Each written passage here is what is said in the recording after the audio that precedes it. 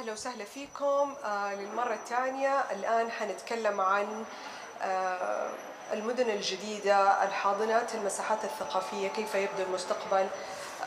ومعانا جواهر السديري، مديرة مركز النهضة للأبحاث، عضو مجلس إدارة في مركز الوطني للدراسات الاجتماعية ولجنة الهندسة المعمارية والتصميم. عملت كمستشارة استراتيجية وحاصلة على درجة الماجستير في السياسة الحضرية والتخطيط بجامعة كولومبيا، وشهادة البكالوريوس كانت في الاقتصاد ودراسات شرق آسيا من كلية سميث. أهلا وسهلا جواهر. So our conversation today will look at how new cities can foster cultural spaces, and I have the privilege to be speaking with Jerry Anzarello, CEO of Jerry, who comes with a long background in tourism and hospitality and entertainment, a very rich background that will kind of inform us on how he's approaching Diriyah. And also our conversation will include Amr AlMadani, CEO of the Royal Commission of Al-Ula, also long background in fostering or leading startups and working in the business environment and in tourism. So it would be great to hear how your different backgrounds will have informed your approach to cities. But before I ask that that question, I wanted to begin with a reference to the Quito Declaration, which had proposed kind of an urban agenda for cities, and in this new agenda, there was a specific reference to culture in cities and how culture should be emphasized and incorporated into the urban agenda. However, the definition of the declaration kind of approaches culture as a source of enrichment in cities, and then also as a way to promote sustainable consumption and production. So I wanted to discuss both sides of culture. Yet, this declaration doesn't give much guidance on what kind of actions need to be taken in cities. So I wanted to share, to pose that question to you. What are specific actions that cities can make to cultivate culture? What does it take? What kind of laws, infrastructure, programs, forms of governance are needed to foster culture? So I'll begin alphabetically.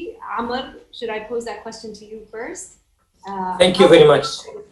It's a great pleasure to be here, and once more, MISC sets a platform to advance exchange and collaboration. So it's a pleasure and honor to be here. We all know that today cities are defined by their cultures, and cities that don't seek to find their character become plain. And plain means no economic activities, no tourists, and no sense of belonging. So finding that what makes Jeddah is different than Beijing, Shanghai, New York, Diriyah, Al-Ula is a big responsibility to sustain growth.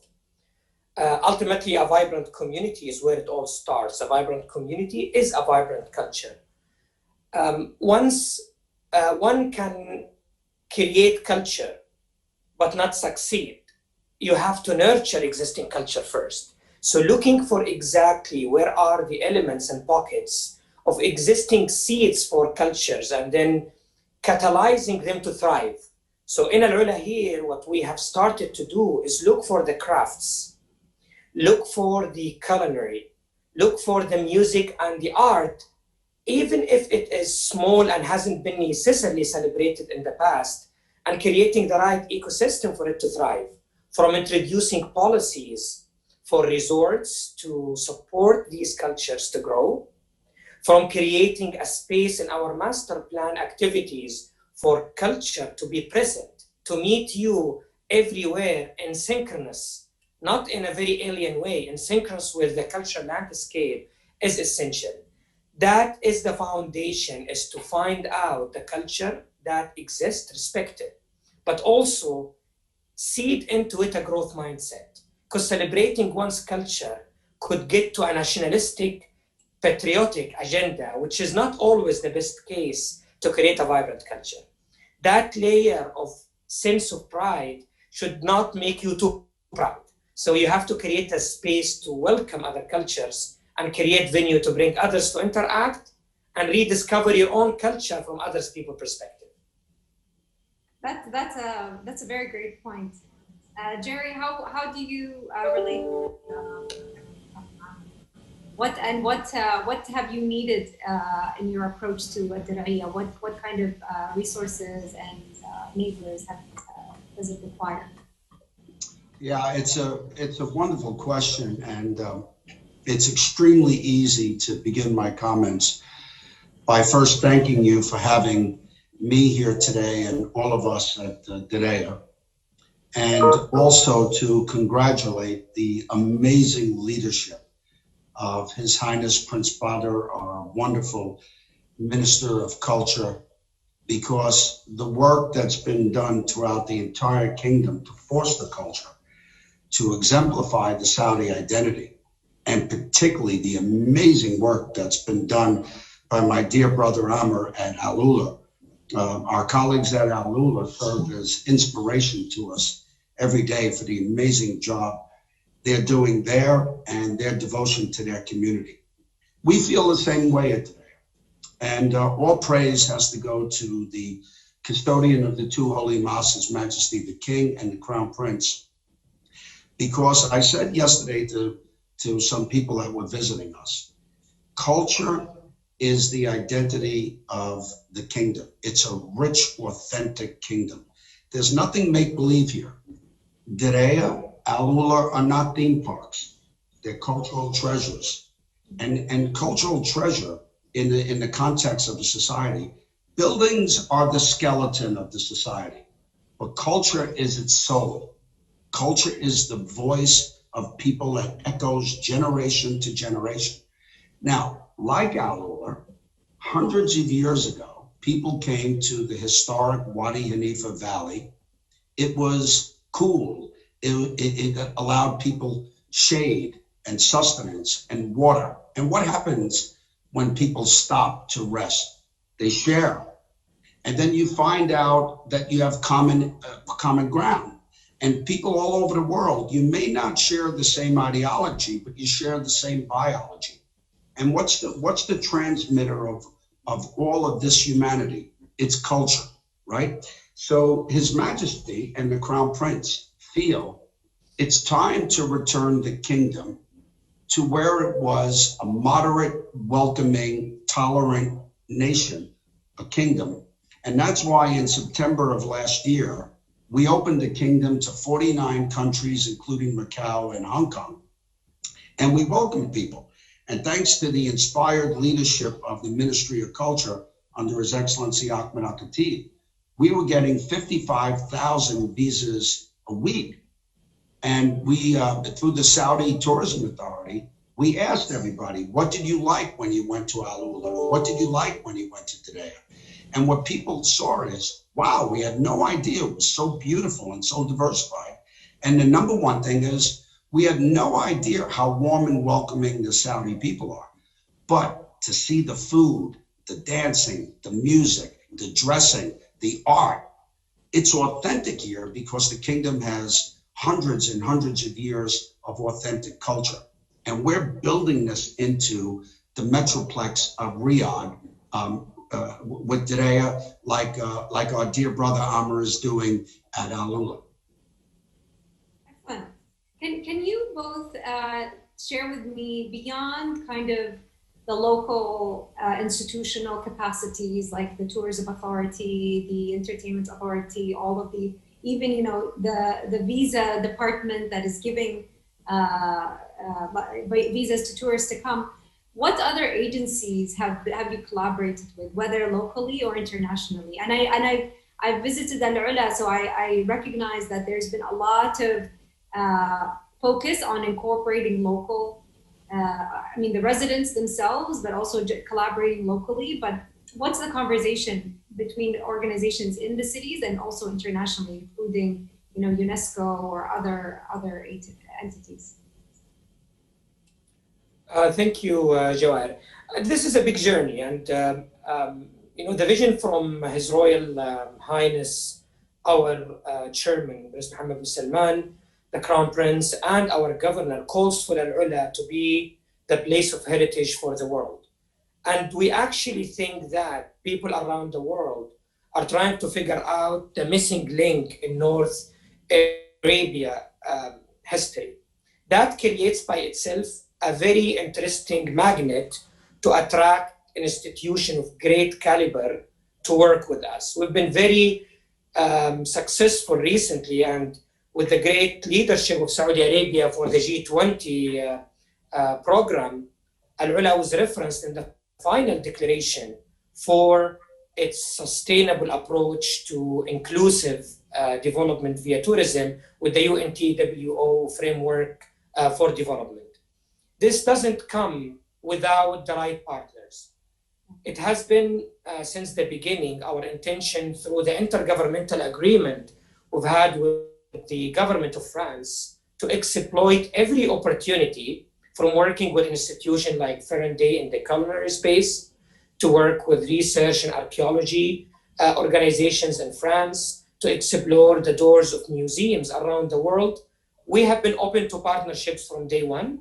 And I think through this COVID-19 time, it's our almost obligations to lower barriers to collaborate. We have to find means to encourage and go beyond to work together.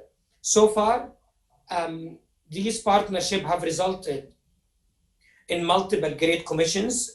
We have about 3 active archaeological missions in Al-Ula as we speak, some with German institutions, some with French, all in partnership with local universities as well. We find also that the education ministry and its arms in Al-Ula has been a very interesting door to collaborate. We have revamped an old school, Madrasat al-Dira, and we've taken that building from the 1970s that was listed for demolishing, and now it becomes the seed for our creative and cultural industries. Al-Ula is a city where architecture and culture is hosted by nature, and it has been a place for the last 7,000 years, a crossroad of civilizations, and civilizations is nothing but successful partnerships. Yeah, and then in the Diraya, along those same lines, the great thing is that because you've had the continuity of one family, the House of Saud, for 120, 130 years, and you have a rich connection to that history, and you have a rich connection to the 90 years that the kingdom has been recognized and the years before that. So we're very blessed because in Diraya, which is a large community, over 1,000 kilometers, DGDA is 190 of that. We've also, in recent months, the last 6 months, we've uncovered 3 new archaeological digs and finds. We believe very deeply that in our close working relationship with UNESCO and ICOMOS, which is unbelievable. And again, you have to praise His Highness Prince Badr and Her Highness Princess Haifa for our executive leadership role in those institutions. The executive director, Audrey Azoulay, very dear to Amr and myself and all concerned. But His Royal Highness Prince Ahmed, our governor, fully supportive of everything to do with Diraya.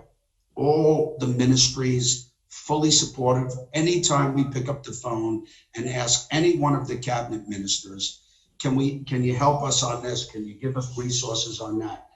Everybody says, with the greatest of pleasure. So intergovernmentally and even community, it's very important. Now, one of the things that I'm most proud about is that 15% of our staff at DGDA come from the community that we serve, which is Diraya. Now, we do something very affectionately here, and we put our finger up and we say there's only one Diraya, because there is only one Diraya, there is only one Al-Ula, and people will see that when they come from all over the world. And, historical Jeddah, when people are coming now and seeing the Red Sea and seeing the different cities, It's moving people. People are having a very emotional experience. So we're working beautifully intergovernmentally.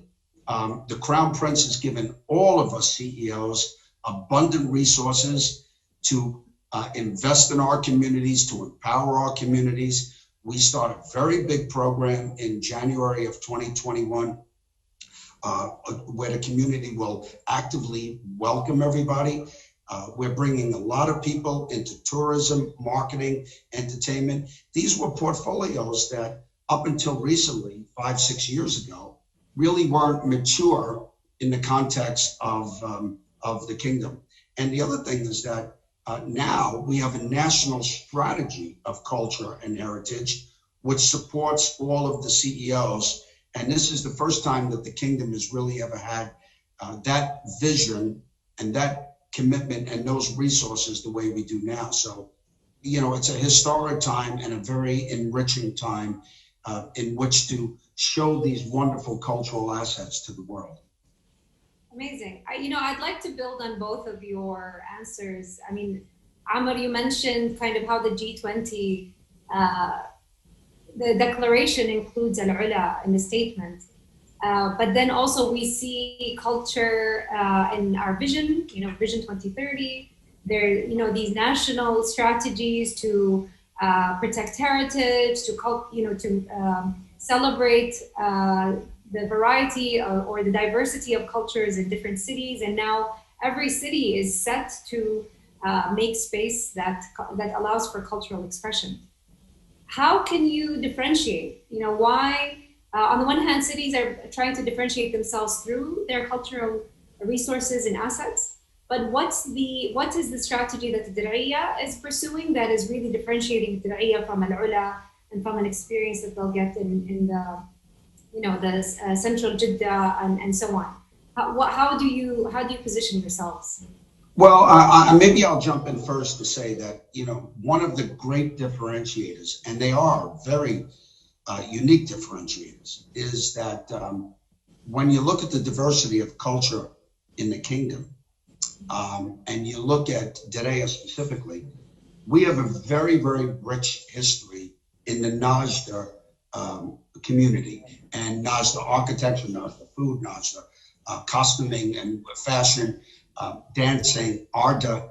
So what we've done, even in terms of our new form-based code, our urban form-based code, is that everything now has to conform to the unique colors, geometric shapes and patterns, and the software cultural elements that prospered in this particular region that are very different than those who settled into Al-Ul or into Jeddah or into Tabuk or Al-Suda, different places. So what we're doing is we're taking our local, even though it's authentically Saudi, we're taking the local character of that Najda culture, which is rich, and we're making sure that Dir'iyya exemplifies that. Now, this is one of the great things about our association with MISC, and Dir'iyya has an implant. We have an executive that deals with MISC every day, Ministry of Culture every day, Ministry of Tourism every day, Sport Ministry, Entertainment Authority, and they do with us. So we talk every day because we want that difference. So the difference is that if you look at what our wonderful colleagues did just really in the last 30 years in Berlin, a great art city. You look at what's happened in the last 40 years in Miami, Florida, where they, it's an American culture, but it has its own flavor. Berlin is a German culture, but it has its own flavor. This is also happening throughout the kingdom.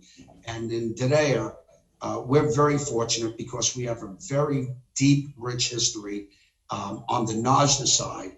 And that's how we're using our voice to differentiate us from the different unique siblings that we have around the kingdom. Amma? Thank you, Jawaher. I think, Jawaher, this question of complementary and differentiation is important, but sometimes, honestly, it's a bit oversized compared to reality. Culture is a reflection of infrastructure, which each of these projects tend to add. Also, it's a reflection of context, and the context is completely unique naturally, the geology, the people, the history. So, and then innovation and partners we work with. So I think it takes a lot of diligence not to differentiate.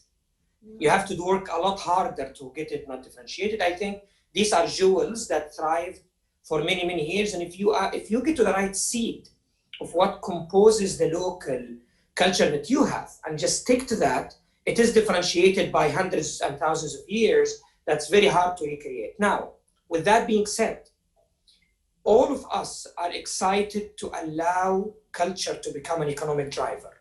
This is all, after all, is underpinned by economic sustainability, and we've got to grow post-only dependent on oil type of economy. So for culture to thrive, it's not something that we should academically appreciate. We should seed the right infrastructure to make it an industry, a sustainable economic activities. And here comes the innovation of these sites that can actually take great sense of differentiation. Last year, we commissioned maybe the largest, most recognized concert hall in North Arabia at large, Baraya, which has become a beacon to expand the ambition of the local community to be welcoming other people's cultures. Having Andrea Bocelli perform here is not necessarily a local culture, but it's a welcome gesture and continuation of the evolvement of culture. Hosting Desert X, which probably was one of the most recognized global display of art in the landscape, is a way to, we're responsible to make sure culture continues to evolve and not hold on only to the past. That's the only way economic activities will be created. And I think it is differentiated by the fact that the DNA at core is different. Can I jump in on that, because it's such a great point. You see, thanks to the vision of the Crown Prince, we've hosted the Formula E. Now, the Formula E is super interesting because it's an electronic race. The cars run on electronic battery power. Well, that says to the international community, not only is it an entertainment event, but it shows the kingdom's vision to diversify to different forms of sustainable energy, which are part of 2030. But the beauty about that is that while it may give an indication to future technologies, it shows off the beautiful historic streets of Ledina. So when you're looking at the television coverage all over the world, you're seeing these beautiful mud homes, and you're seeing the beautiful Ledina tan colors, and then what happened on top of that is that in the evening you had all of these multicultural events, from Saudi food, Saudi dance, art, but at the same time you had the most famous DJs in the world, which brought hundreds of thousands of people into the kingdom. So you had this wonderful mesh between what is authentically Saudi and what is the ability to welcome people. And all that money that came into the community, firstly benefited the citizens of Ledina, then from food trucks to artisans to businesses, benefited Riyadh, benefited the kingdom, all of the tons of people that came to Al Ula and Jeddah and Red Sea. This is that beautiful economic model where people can see things that are authentically Saudi, but have a ton of fun, be entertained, interact with a warm, generous society, and then go home and say what a great visit that they had to the kingdom. I love that you raised that point, both of you, that it's not only about kind of being isolated, that you need to be a cultural node where other cultures can flow through these cities. But I also I think that Al-Ula and Al-Dir'iyya have a specific advantage as kind of new cities, right? So the landscape is different, especially maybe Al-Ula is even more because Al-Dir'iyya is closer to Riyadh, so it has kind of access to different kind of infrastructure. But the way these cities not only activate culture, but also how does culture reflect back on the way these cities will be physically organized and physically structured? I would love to hear, how are you thinking about the physical restructuring of the Ayn al-Ula in terms of how culture informs that? And also, how can these cities become a model for how we think about urban development in the kingdom overall? Especially when you have such a point of reference in terms of, the mud houses in Diriyah. Does that bring about a different kind of thinking to how these cities should be organized? So I'll start with you, Jerry. Maybe you can begin. Yeah, thank you. It's a very, very thoughtful question. I'll lead into that question by using a word that I don't mean to be controversial, because the word tension could be positive. It doesn't necessarily have to be negative.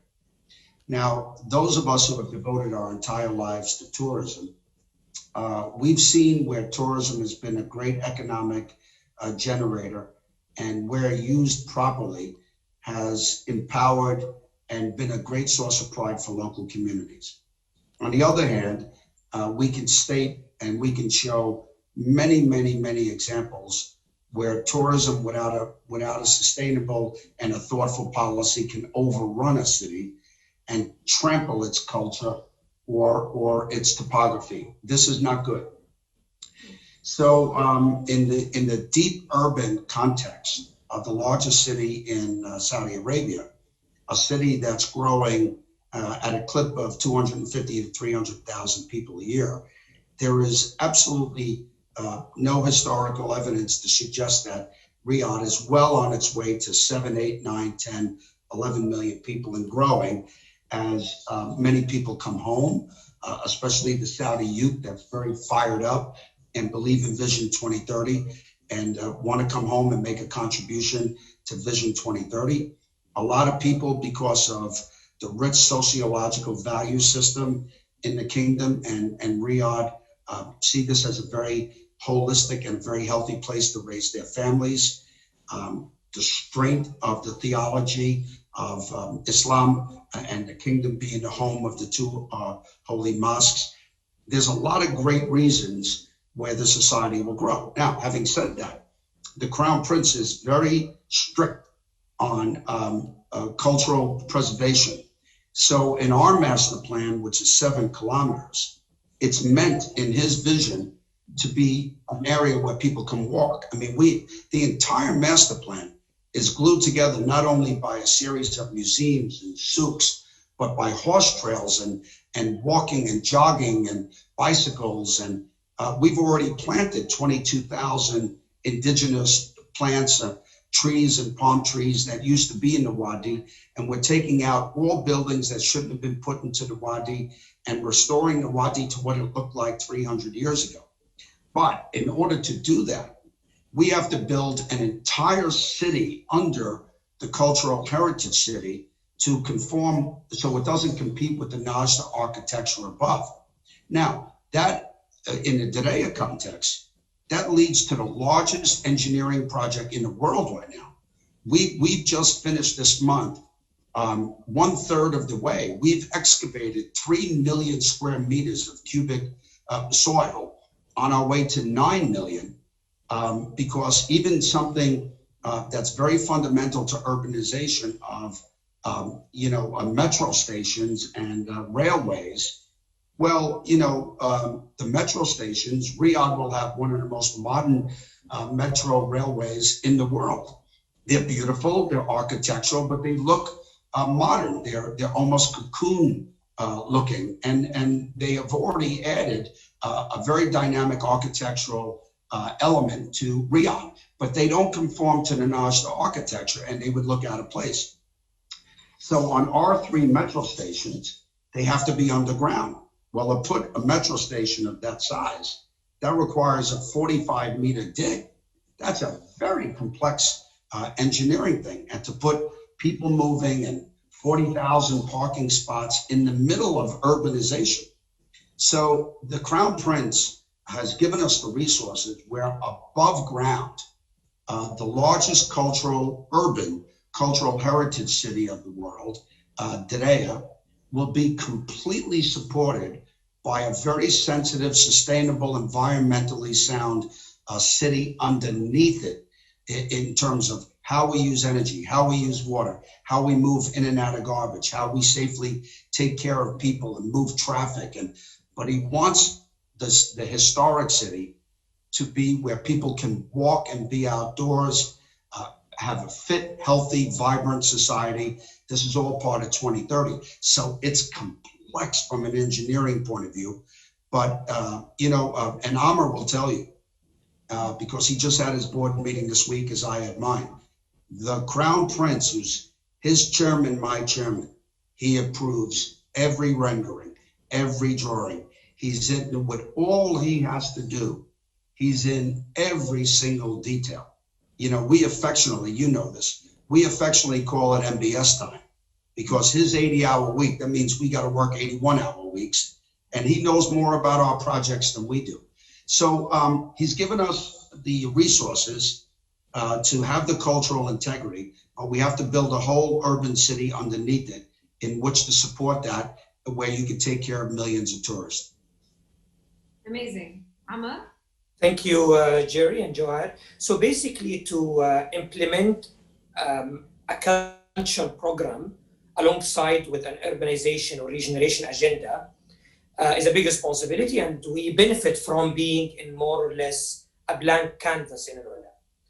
And so we basically have to set the right spatial strategy, the right policies, and the right governance to ensure it outlives us, because this is a 17 to 20 years program. Now, to answer your question, we first contemplated the nuances to differentiate culture on a micro level, area by area, which has translated our master plan into series of hubs. So we basically don't call Al-Ula a city. We call Al-Ula a series of villages that are connected by a cultural valley, the Wadi, the cultural oasis, being more or less its green but cultural infrastructure. We're very committed that after this is unveiled to the world, it sets a new standard into how do you use culture as a catalyst for economic regeneration. And we mean it, we measure it, and the UNESCO report during the G20 is nothing but the first step to getting there. Now, how does this get manifested on the ground? There is an infrastructure for art in the public domain, culture in the public domain, which constitutes series of spaces to bring people together, to exchange. Culture is in the foods, is in the fashion, but also in the system of public libraries, in the system of prompt theaters, but also in the Mariah space of performances. So we're nearly done with our cultural master plan, which state over the next period of 3 years, 5 years, and 17 years on our phases, what will be funded first. Now, ambitious programs don't get to be funded all at once. So we're very keen to ensure that we use recent thinking in urban economics to make sure that the culture aspects increase consumer spending, provide evidence of footfall increase. We're not like Riyadh, where Al-Dir'iyya probably need to do controls on footfall, given that what Jerry has said about the amazing growth of Riyadh. We actually have to get footfall so that the cycle of culture revitalization keep getting fueled. So far, we've been lucky. I think when we ran Winter at Tantura as profile building and brand equity development, we've got nearly every night fully booked. So there is interest. We notice our flights per week increasing seriously in the capacity that we expect 7 more weekly flights by other operators than Saudi Airlines to actually come on board. So that system, culture in today's world, is one of probably of your best economic drivers. So it's essential we get it right. Okay, great. So I'll conclude, although I had more questions that I wanted to pose to both of you, but it's really, really kind of inspiring and source of pride to hear about these projects and to see them come together. I'm very happy to see kind of this passion, and I'm excited to see where الدرعية and العلا go in the next few years. And please keep me in mind in any event. I'd love to be there, because it's been just a pleasure to participate in these events and to see الدرعية and العلا really flourish. Thank you both for making the time and for sharing your thoughts, and I hope to have the next conversation in person. Well, today is one day that I'm glad I have two hands, because today I can do, there's only one Alula, there's only one Dereya. We miss you, Jerry, and you guys have been a great inspiration. What you guys did with the G20 was impressive as well. So may success be with all of us. It's a big responsibility to realize the vision of one of the most inspiring leaders in the world, our Crown Prince. So hopefully we can reach to the level of what he thinks is right for these places. Thank you, Jawaher, and everybody. And thanks to Messi for giving us this. Thank you, Jawaher. Excellent questions. Thank you so much. Thank you, and have a good weekend or a great weekend. Although I don't think either of you operates on weekends. We'll get some run, no problem. Thank you, my brother. Thank you. Bye bye. Bye bye.